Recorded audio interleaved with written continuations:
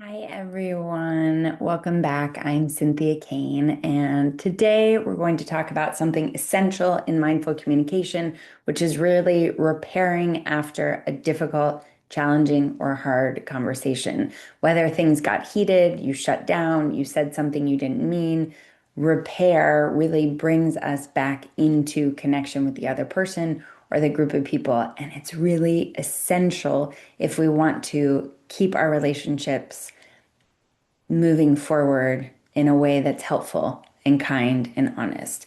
So repair really, really matters because every relationships have these moments of rupture, right?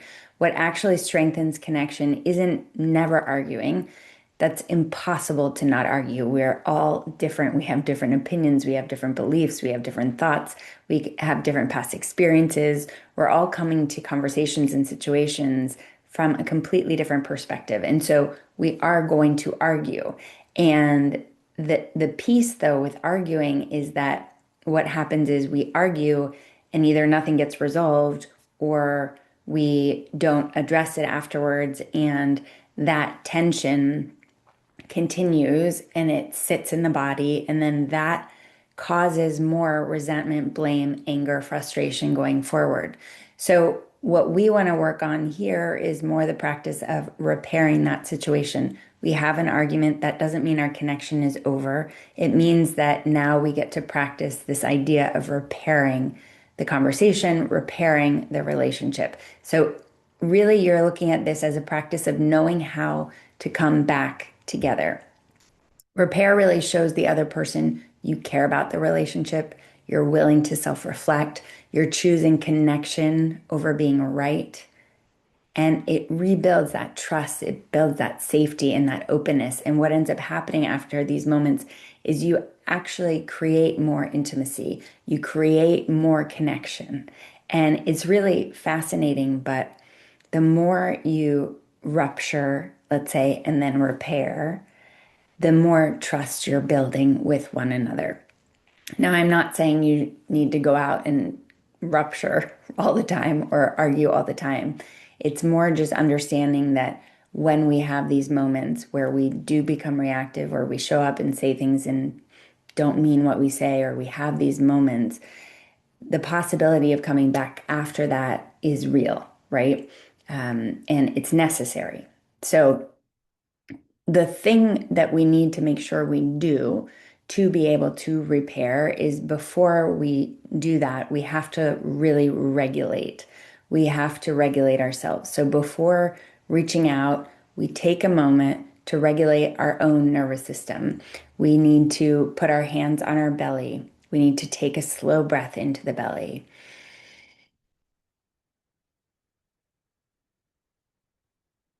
We need to bring our attention to our feet that are on the floor.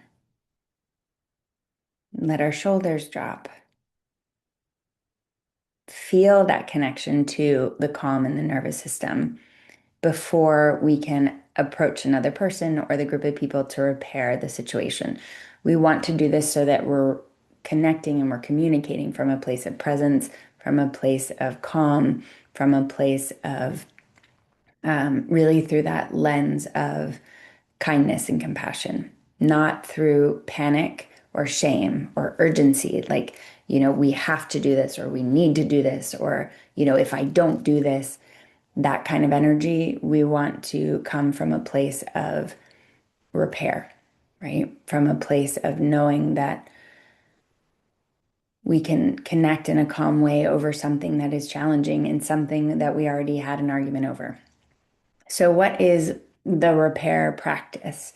Really, what we're going to do is we're going to acknowledge, then we're going to own, and then we're going to reopen. So, the first part of the practice is acknowledging. So, really, what that means is that you're naming that the conversation felt really hard. This is in the conversation itself. So, this really creates that shared reality. So, you're going to go and you're just going to say, yesterday when we were having that conversation, it felt really tense between us, or I didn't really, like how I showed up in that conversation. You're just gonna name that the conversation was difficult, right? Yesterday's conversation was really difficult for me. It was really challenging for me. It felt really uncomfortable. The second part of the practice is then you're going to move into owning it. So you're going to take responsibility for your part without collapsing into blame. So instead of you did this and why didn't you do this, we're going to take responsibility. So you're going to say something like, I noticed that I raised my voice and I shut down. I was really passive aggressive. I'm really sorry for that.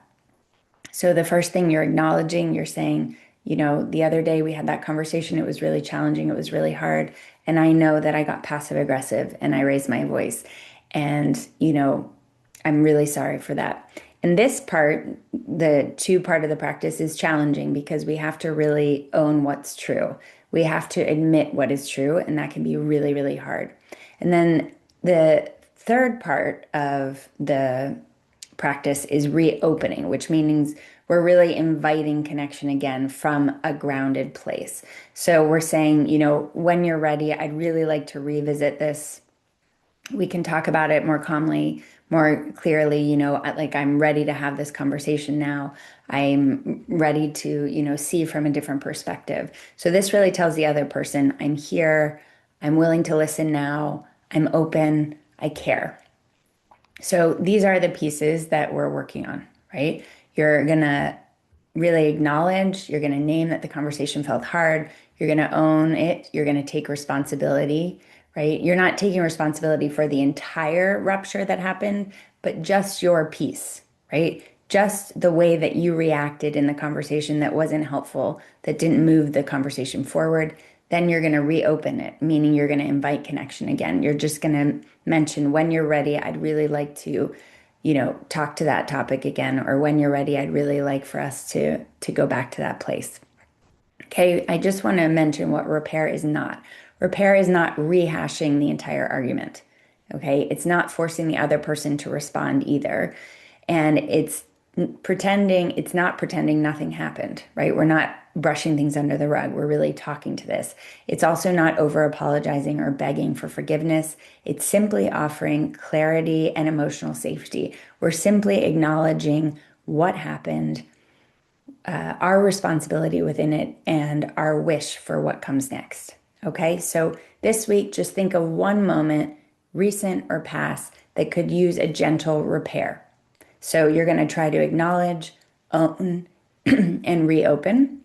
And you're going to stay compassionate with yourself as you practice this, meaning you're not going to judge yourself. You're not going to evaluate yourself. You're not going to get down on yourself. You're really going to be gentle and friendly towards yourself. If you want more mindful communication tools like this, join my Mindful Communication Insider. This is my monthly space for practices, scripts, guided reflections. You can also explore my books or listen to my mindful communication audio courses, and I'll link everything below. Thank you for being here, and I will see you guys very, very soon.